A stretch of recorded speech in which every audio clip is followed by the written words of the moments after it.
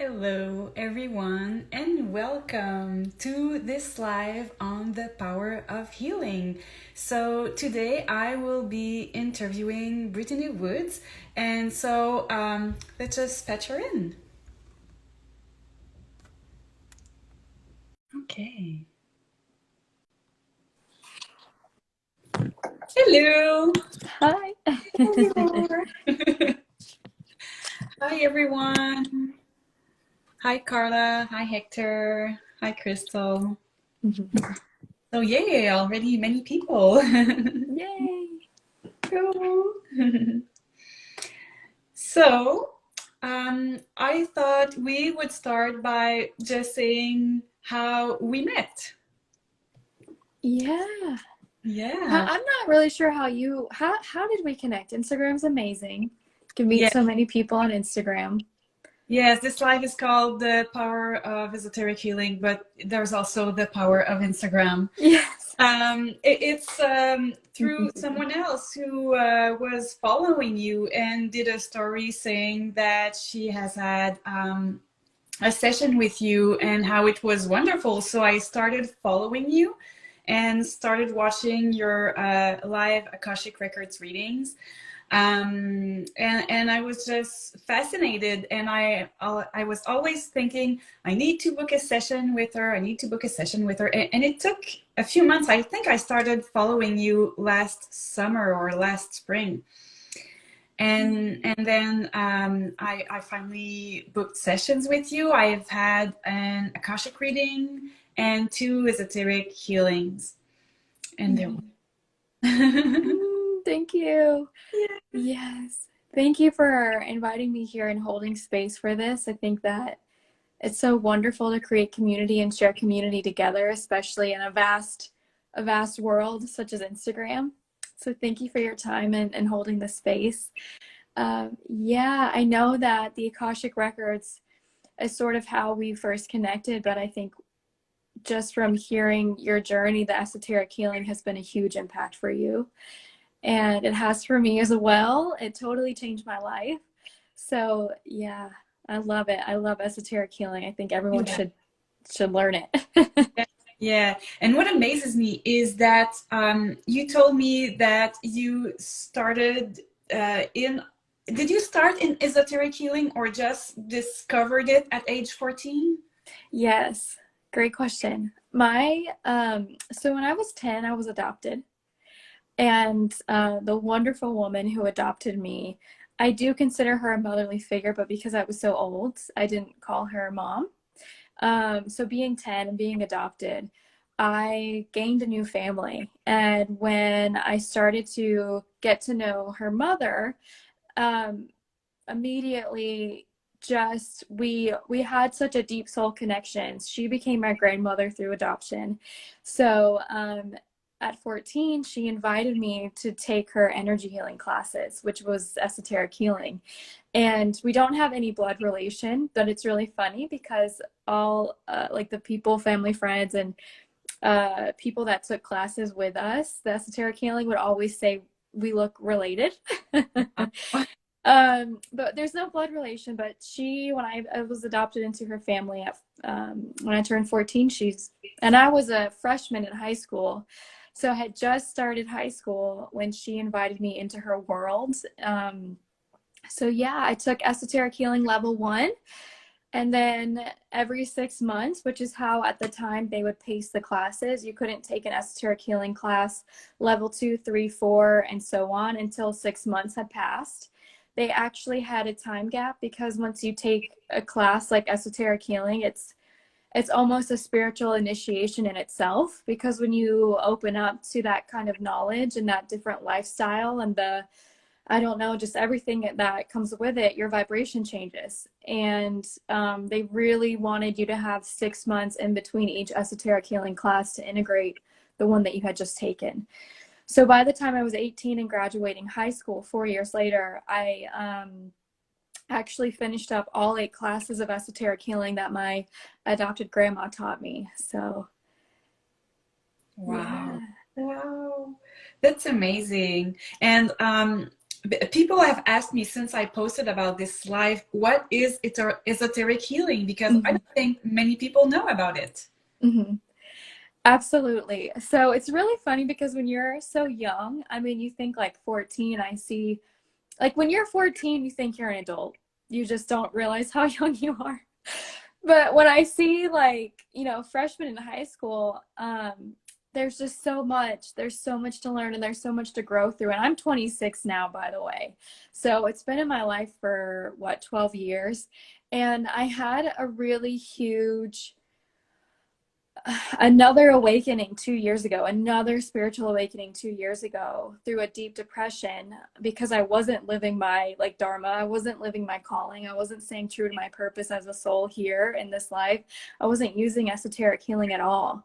And I used to think like, yeah, I understand. Like I was really lucky and esoteric healing came into my life at such a young age, but I don't have to like be a healer. There was this personality, like the personality of Brittany was so resistant to being a leader or to even assuming a role as a healer and claiming that I could somehow hold space for someone else. Like that's a lot when you're a healer and you take on the truth that no, like you can be of service and help and hold space and not know everything. You can learn as you go, right?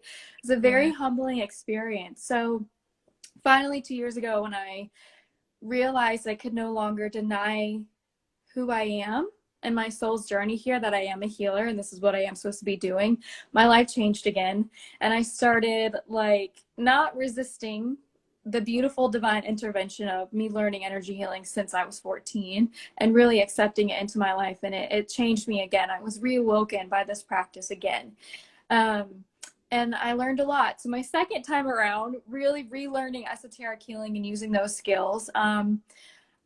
If I could define it, I would say it is a beautiful practice of a healer going inwards and opening a channel to divine source to be a channel for these higher vibrational rays to channel through healing hands to a client or a loved one, right? Or a friend. And you are physically, like you can feel the auric field um, of the person you're working on, whether it be yourself or someone else. And as you're assessing the auric field, as you're assessing the chakras, you can assess and go, well, the throat chakra is really in, or the sacral is really in today. What's going on in there? And then you go deeper. And as you use your protocols and your skills, you're like a detective, and you go deeper and you go, well, the throat's depleted. Let me hold the thyroid and the parathyroid. Let's actually go in and hold the energetic points of these different like systems of the body, right? And hold these glands. How are they doing?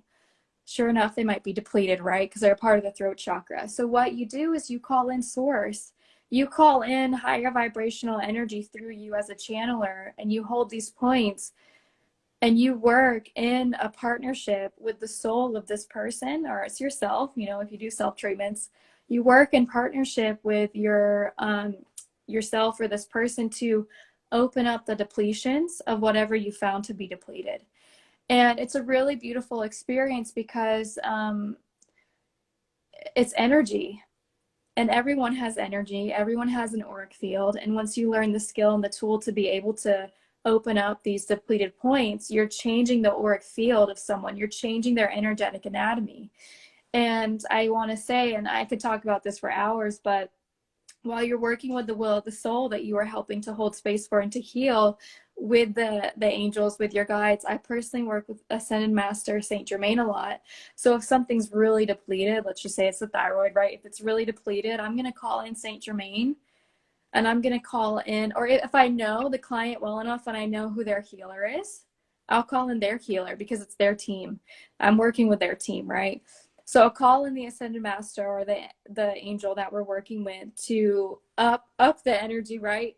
Allow me to channel something stronger so that the thyroid has a space to heal itself and to, you know, come back into its like fullness, its energetic fullness.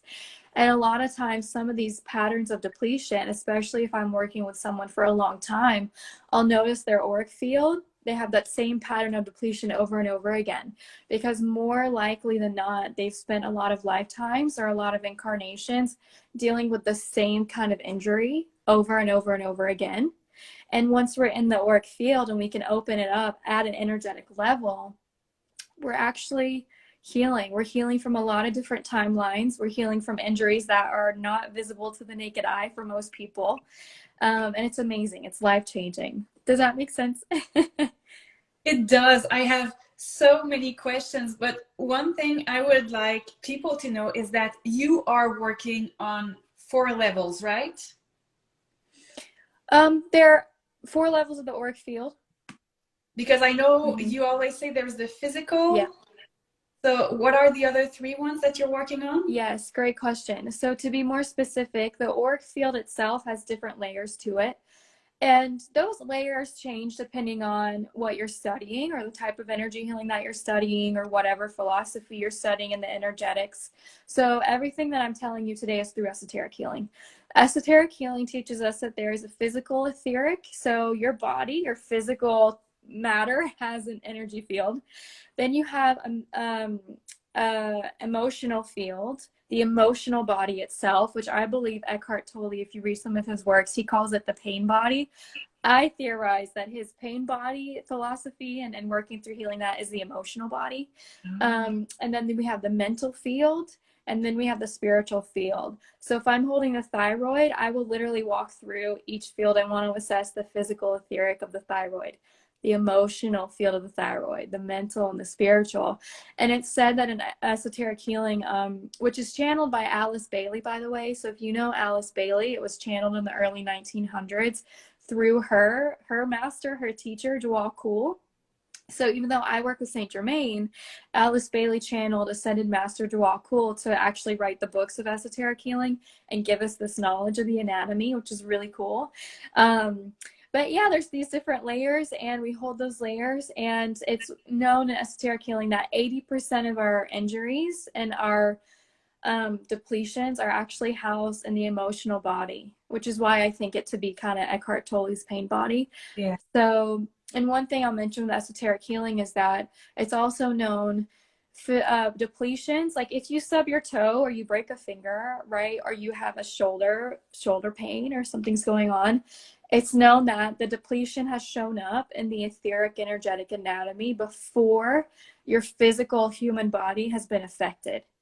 So what fascinates me, and the reason why I think esoteric healing is the future of health, mark my words, is because we can prevent a lot of injury from happening if we were allowed to go in and hold space for, let's say, like a shoulder that's depleted in the mental, emotional body from some past life injury, that we're holding space to heal before in this life as Brittany, I start to get shoulder pain or I hurt my shoulder, right? So you can see the pattern and how it can be prevented if we hold space and share space for that. Yeah. And also you're giving the example of the thyroid, but when you do a session, we do tell you, okay, I have this and that problem, blah, blah, blah. But when you go in, you just do our whole body, and you also find out things that we didn't tell you or we aren't even aware of. Yeah, so one thing that I really love about the work I do in the Akashic Records is it's made me very sensitive to energy. And I love the energy healing, but blending the work with the Akashic Records, I've become very sensitive to little subtle changes of your energy and esoteric healing itself, because I've had practice in the Akashic Records to pick up on that. So I mean, there's so many examples. If I have a client that has lower back pain, but they didn't tell me, so I didn't know it was something to address, I'm still going to do a full treatment. We're going to look at every chakra system, the digestive system, the nervous system, the endocrine system. I do not skip over anything in a treatment. When I send your notes, if you put it into Word, it's about 6 pages long of notes for 1 hour session. So it's kind of a lot. But even if there's something you don't tell me, whether it be emotional or things mental or anxiety that you've been having or whatever it might be, a lot of times in the session, I'll feel it anyway. And one thing is I just recently had a client that has lower back pain and didn't mention it when we were discussing before the session started. Almost the whole time that I was working in her field, I had lower back pain. So after the session, I was able to chat with her about it, and she was like, I do. I have lower back pain. I didn't tell you. And it's mostly while you're channeling to be a healer, you're channeling the source energy. It's also, like I said before, being a detective and listening to your body, because your body will hold space for the person you're working on, and your body will tell you places to go. This is also happens. I get nauseous sometimes during a treatment, and I know that there's some emotional solar plexus stuff going on I need to go back to. If I feel a lot of pressure in the head centers and it's not going away, I know that I have to keep going back because my head is still hurting. I know that this person I'm working on still has stuff in their head that needs to be cleared out. So it's kind of detective work, and it's also listening and just being open to being guided where the energy is leading you to. Mm-hmm. And I'm curious, when you say you're getting all these little aches that are kind of echoing through you, what happens for you after a session? Does it go poof right away, or do you need to meditate and clear yourself? Beautiful question. It goes away. Wow. It immediately goes away. So Wow. here's the thing. One thing that I am learning, and it's a journey for a lot of people, and I think it's reflected in a lot of my clients, whether it be the energy healing or the Akashic records. We tend to lovingly take on so much from other people that we don't mind holding their pain for them. Mm-hmm. Because we don't mind. We have these open hearts that want to be there for the people we love and we care about, and a lot of us don't have healthy boundaries. One thing that I had to learn through this work is that with every person's energy I go into, it's not mine to carry. It's not mine to carry. And that sort of has helped me keep a boundary with my clients. I love so many of my clients dearly that I have such a sympathy and an empathy. There's a difference between the two. I have a sympathy and an empathy for all the clients that come into my life, but I know that it is not my journey to hold on to. And mentally, it's really hard for me to do because I'm one of those healers that will think about a session days later. It's just natural for me to do so. And I know you're shaking your head. You do probably the same thing, because we can feel them. And when you think about someone and you are sensitive to energy, you can feel them. You can feel their energy right back with you again. And I have to remind myself, it's their journey. It's their journey. And my grandma, being my teacher, would always say this with her clients and teaching me as well. What's that saying? You can lead a horse to water, but you can't make the horse drink. Right?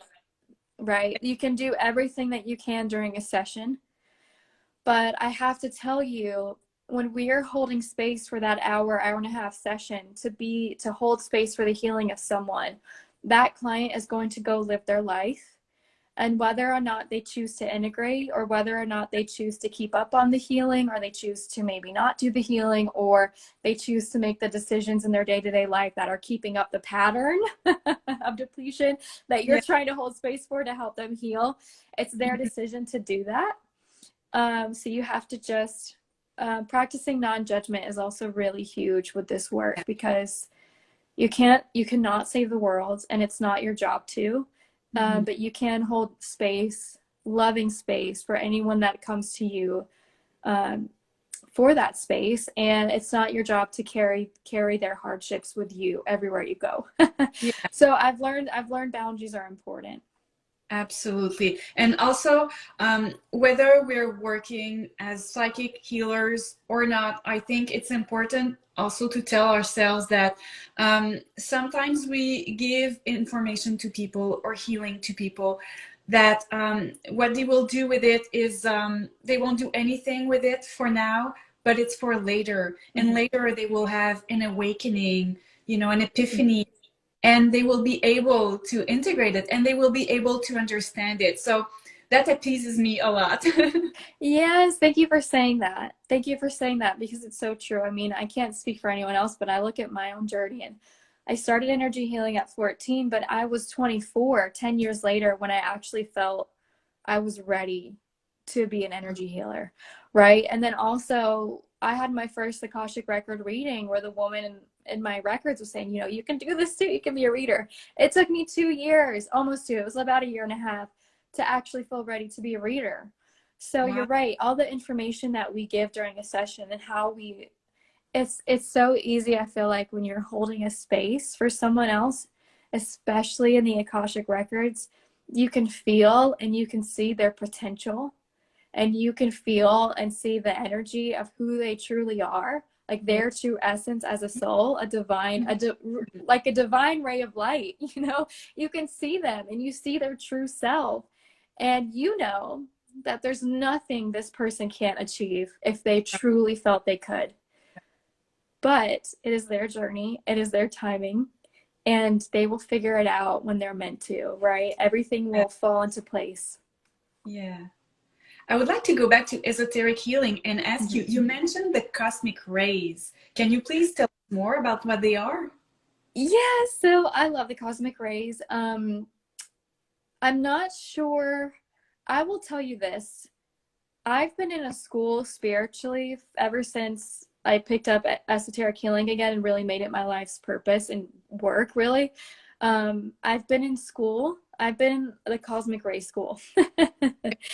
My spirit guides have been keeping me really beautifully in this sort of journey of learning about the cosmic rays, that I hope to put together an actual workshop or a class so that, yeah, even if you've never taken energy healing, or you do Reiki or quantum healing, or even if you've never heard of esoteric healing, you can use the rays. Every single person can use the cosmic rays. Absolutely.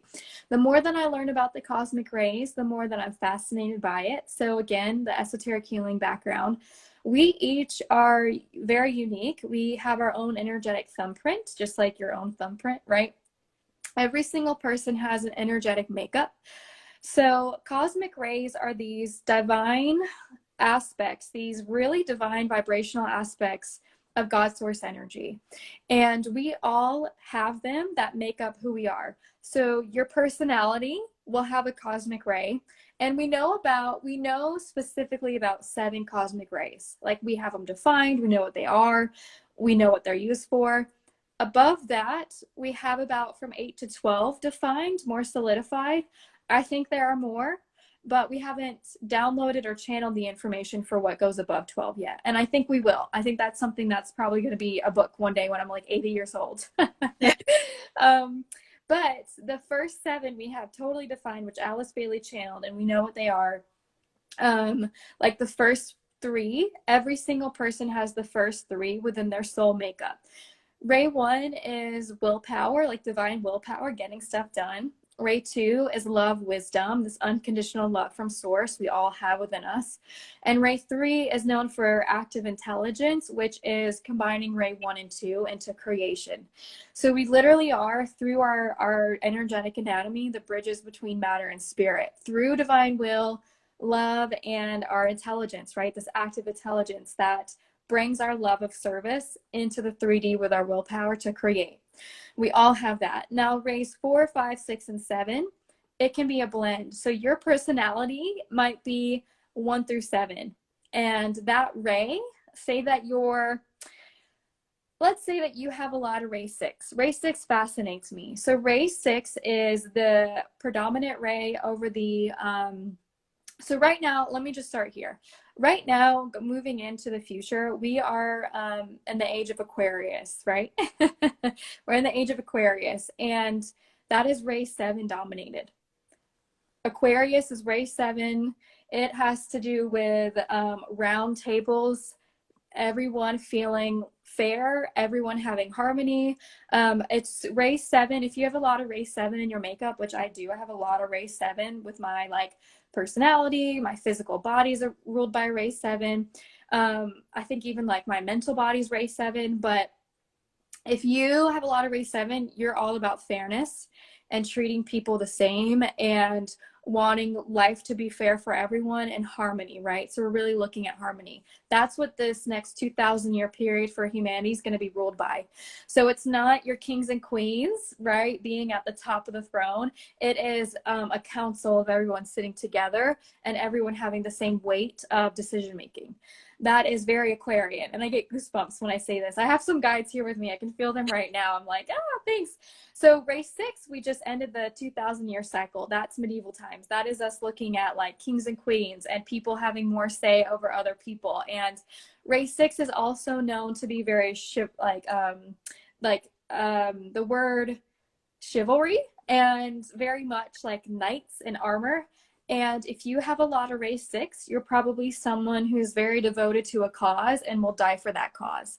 It is really beautiful, race 6s, which is the energy we are pushing out for the Aquarian race 7 age. And I know I'm talking fast, but moving into race 7 from race 6, if you still have a lot of race 6, you probably might even be very religious. You have a cause that you are very devoted to, that you believe in, that you will pour every ounce of energy into to see it like kind of come to fruition, to see it really just grow and to be successful.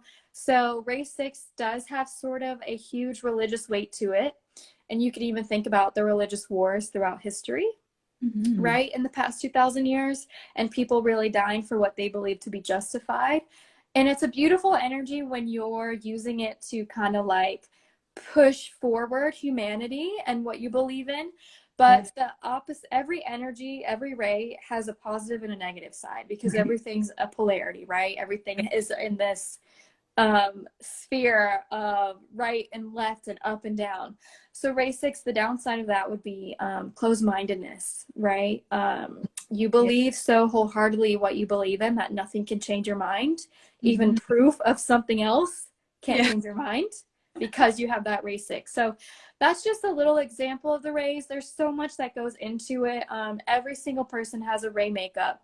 Every person has rays that dominate their personality, their physical body. A lot of people who think that they're overweight, or a lot of people who think that they like, it's not a health, they know it's not a health issue. They know they eat right. They know they exercise, but they just feel like they're overweight. Actually, their physical ray makeup is probably, I forget the number. It actually might be a ray 6. I don't know. I'm not going to define that yet, but your ray makeup for your physical body might be a ray that simply is like it naturally builds your physical 3D form to be a little bigger, maybe to be overweight. It can be because the ray makeup your soul chose for you. So there's so much that goes into the cosmic rays, but besides the ray makeup part and how the rays are dominating sort of 2,000-year time frames for humanity, I channel them to heal with. So when I am looking at like opening the ajna, that's going to be ray 4, harmony through conflict. And that is ray 4 is a divine energy and vibration that is actually humanity, like the species, like Homo sapiens, us. We are ray 4 species, which is also the ray of like the artist and the creator. And it's also the ray of Italy. Think about how beautiful and the artistry of Italy. It's ruled by ray 4.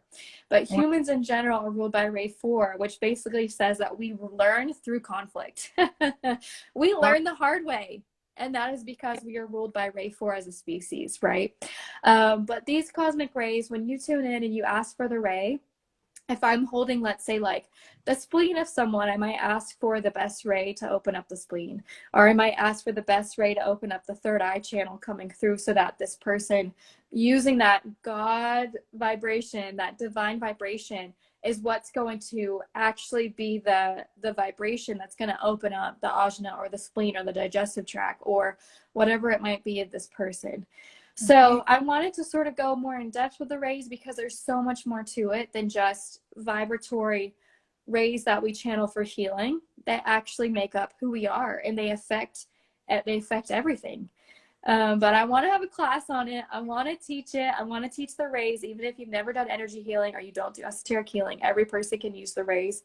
And actually, sometimes after a session, I can recommend rays for someone to channel and to pray with. So if I see that Ray 2 has been depleted in a session and this person really needs Ray 2, and that's really what's going to help boost them, I will tell them in their homework every day, ask for Ray 2. I request that my guardian angel sends me Ray 2 to help any depletion I might have, or to help me, like, to help me heal, right? Like, send me Ray 2 to help support me throughout my day today. And I'll have to tell you, people who actually do it, the next session I have with that person, drastic changes, very different, usually a lot more open and a lot more vibrant auric field, because they're doing energy healings for themselves. But yeah. Did that make sense? I know that was a lot. Sorry. It's so fascinating, and I want to take your class for sure. I know my Saint Germain's. So I mentioned Saint Germain. I work with him a lot in the esoteric healing. He's also a guide for me in the Akashic records, and I keep having these visuals of me channeling him to put together the Cosmic Ray class. Wow. And he's also known as they call him the Kohan, but he's basically the holder for Ray 7. He is the Ascended Master that is in charge of, or sort of, he oversees Ray 7. And that's why he's teaching me. I have a lot of Ray 7 in my makeup. He is the Ray 7 overseer, the Kohan, right? He holds the violet flame. And that's why I work with him a lot. Yeah.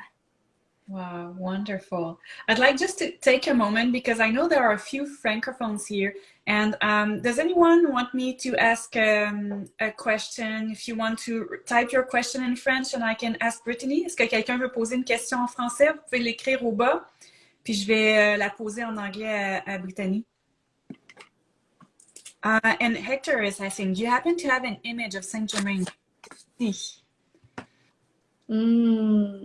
Brittany, do you have a picture that you could share later? I will share it later. Yeah, I'll share it later. Also, I'll put it in my stories.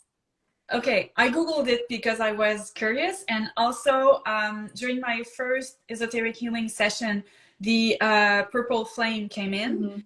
And so I was asked to work with the purple flame, and I went to do some research about it. So Brittany always says that she is working with ascended masters and guides, but you can also call in your guides beforehand, whether you're psychic or not, doesn't matter. Just call in your guides, and it works. First session, they were very, very present.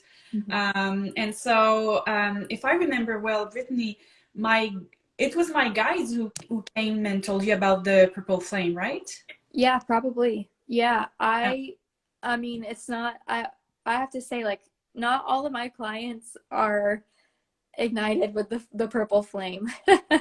It's not meant for everyone's journey at this moment. And when it comes through, I know that the person receiving is supposed to know about it when it comes through really strongly. Yeah. Okay. Yeah. Oh, and we have a question in French. Yay!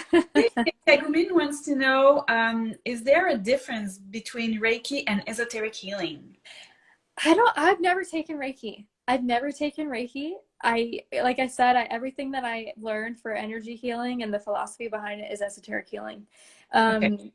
So I know that maybe you could speak more about that. Not really. I haven't finished my class because I had problems with my arm, which we are working on through esoteric healing. And so I'm just doing it for myself a bit and for my husband. But yeah, I don't want to speak about it because I am not fully trained. Okay. So I want to say, Kagumin, I think you understand English, but I'm just going to say it in French. Brittany, elle n'a pas été formée en Reiki, donc elle peut pas se prononcer là-dessus. Moi, j'ai pas fini ma formation en Reiki, donc on peut pas se prononcer là-dessus. Par contre, c'est sûr que Brittany va travailler avec les Cosmic Rays, et ça, il y a pas ça en Reiki. Donc, so what I'm saying is that in Reiki, there aren't the Cosmic Rays.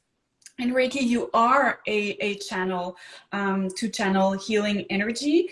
But the big difference is that in esoteric healing, like, the whole anatomy. It's fascinating. And you are giving like a lot of pages to read, and people don't worry about it. If you are not a big reader, at the end of the session, Brittany just says to you everything that she just wrote down. But what I've written down is for further reading if you want to go back to it. And so the esoteric healing is so much more precise for me than Reiki, and that's why I keep going back to it. Yeah, and one thing I'll say, my grandmother who taught me esoteric healing is also a Reiki master, and she doesn't use Reiki anymore. She says that it's good for moments when you don't have time to be as thorough. There was a moment when I was really young and I tripped and scraped my leg. So she Reiki'd my leg. Like she just quickly did some Reiki on my leg and it healed. Like by the end of the day, it was almost gone. But if she had, 10 or 15 minutes that we could sit there and Reiki my leg or and do esoteric healing, maybe she would have done that. But I feel from what I've heard, Reiki is more generalized and really beautiful. But with esoteric healing, you can actually go in and touch the anatomy and feel different parts of the anatomy of the body and see if they're actually, vibrant or not. Yeah. Wow, wonderful. And also in Reiki, sometimes you can get a Reiki healer that is a psychic. But with esoteric healing, the difference is that you can tap into, well, you're not tapping in detail, but you can see that it's related to a past life. Yeah. And get a little bit more detail. And I have Hector here asking, Brittany, where are you located and how can we take an esoteric healing session?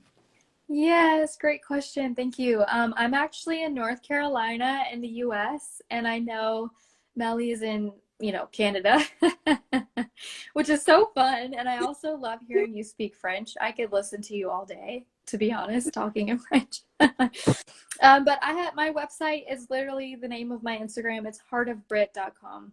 And you could go on there and book a session. Everything is distant. All energy follows thought.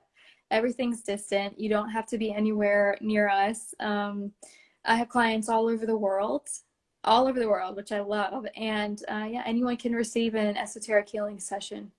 Yeah. And if they want to find you, of course, the link is in your bio, but if you go on Google, just write Heart of Britt, Esoteric Healing, or Heart of Britt, Akashic Records. It's easier to find you that way. And before we finish, maybe we can just quickly tell people how a session is like. Yes. Like prepare or anything like that. That's a great question. So I know we've talked about so many details, but now it's like, well, what is it like? What is it actually? What is it? What is it like? And also I just saw that question. Anyone can learn esoteric healing, just like anyone can learn Reiki, right? Anyone can learn energy healing. Absolutely. So a session might look like, if you are not in the US, you'll get a Zoom link from me so that we can talk on Zoom, and you don't have to have your video on. It can be totally audio. But I want to check in with you and see how you're doing.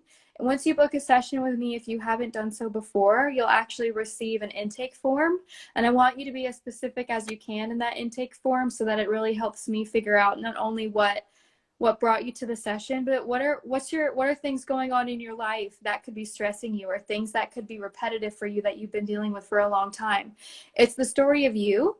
It is us looking at a vast, just so many things about what you're going through so that I get a really good idea of your journey, patterns that may be repetitive, and injuries that are repetitive, so that I know where you are, right? It really is about what your soul is working on. It's really about where you are in your soul journey and how is that affecting you physically, right? What are some of the injuries and things that you're dealing with physically? I want to know everything.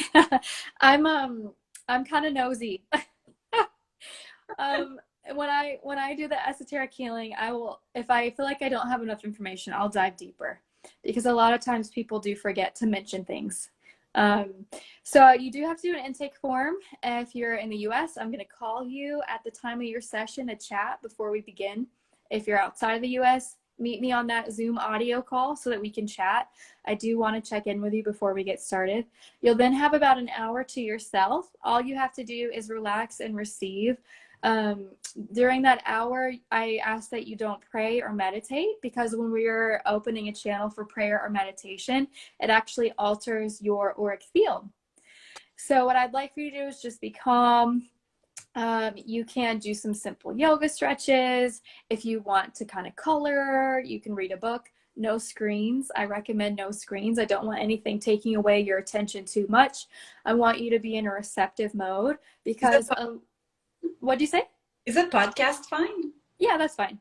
Okay. It's okay. I know an hour can be long, but the reason why I say that is because the more that we limit outside distractions, the more that you might be able to feel the shifts and the changes happening during the session. And if you are too focused on the audiobook or the podcast, you might totally miss a subtle shift of emotion that runs through you. And you may think it's because of what you're listening to, when really it could be an emotion releasing during the session. But yeah, things are fine. I'm not going to be too strict about it. Things will shift and open and change how it's meant to, whether you're listening or reading a book or not. But a lot of people fall asleep. It's more common than you think. Where a lot of people do fall asleep and take a nap, and that's totally fine. You can't help it. It's a really beautiful, relaxed state, and a lot of healing can come. Also, if you fall asleep, you might be dreaming about some things that you're releasing too. Wow. Mm-hmm. It's happened before. Oh, that's amazing. People have definitely seen past life stuff come through while they were receiving a treatment. Whoa. Mm-hmm. Wow, that is fascinating. Mm-hmm. Wow. Well, Brittany, I feel like we could talk for hours. I know. I could talk to you forever. Yeah, but I think the most important information has been said, and we can end it now. Hector, I was going for the yoga, but you got me at nap. Well, Hector, nap is nice, but as Brittany said, an hour is long, so sometimes, maybe you won't nap the whole way through. And what happens when someone really falls asleep, like they miss your call and you just... Yeah, I say if you do fall asleep, just call me back. Okay. Call me back when you can. You'll see my email. Okay, that's funny. Wow. Well, Brittany, thank you so much for enlightening us about what is esoteric healing. And when you're ready with your class about the cosmic rays, I'm in. I saw some people also said I'm in. So maybe it's an additional push that you needed to work on that, because we are here. We are eager to learn. And if people want to book a session with you, you are at Heart of Britt, and you also have events coming up. I do. So if you're not in the book club with us, we are both in the book club. It's called Read, Pray, Love. You can sign up with a link in my bio. We meet once a month to discuss the kind of metaphysical, spiritual book that we're reading. And this Saturday, I have an at-home retreat. It is at 7 p.m. EST, Eastern Standard Time, this Saturday, the first day of 2022. We'll be there. We'll both be there. It is a guided yoga class. It is a guided journaling and meditation with an energy healing session for the group. And it's also me opening the Akashic records for the year to come. It's a 2-hour event. So if you want to join, you can click the link in my bio too. Yeah. Wonderful. And also the next book club is tomorrow. But if maybe people have read the book and they want to join last minute, so maybe we can talk about it. Yes, true. Do you want to say the book? Yes, because it's your book. Yeah, you recommended it. Yeah, it's The Instruction by Ainsley Macleod. And those of you who know me, you know that it's one of the books that changed my life, alongside Journey of Souls, which was in the book club too. So if you've read it and you want to join the book club tomorrow, you are welcome. And like I said, they haven't read it, but they're just curious. They can attend. Yes. Sometimes we don't have time to fully read a book, and we just meet anyways because the connections are amazing. And we always start talking about the book, and then we just chat among ourselves because we're helping each other, sharing techniques and what we go through and everything. So it's a really nice place. And we have a question. Kelgumin wants to know, Brittany, are you going to teach esoteric healing? That's a great question. Yes, I am. I'm 26. It's going to take a lot of training because it's a long program, but hopefully by the time I'm 30, I could teach all the classes. You have to actually go through quite a thorough certification process for esoteric healing, and then you have to apply to do the teacher training. It's very serious. It's very studious. Not everyone can just do the teacher training, and I understand why. You have to take all the classes, you have to become certified, and you have to be a member of the National Association of Esoteric Healing in order to be trained to teach the classes. So it's a long process, which is why I'm doing other things before that, like maybe the Cosmic Ray class, everything else that I want to put out there to kind of prepare for when I am teaching esoteric healing. So Yeah. yeah. Wonderful, wonderful. Well, thank you, Brittany. Thank you, everyone who was here. If you have any questions, you want to book a session, you know where to reach Brittany at Heart of Britt. And I am wishing you all a nice of year 2021. Yes, Happy New Year. And thank you so much for your time and holding space for this conversation. I really, really, really appreciate it. Beautiful. Thank you. Okay. Thanks, everyone. Bye-bye. Bye.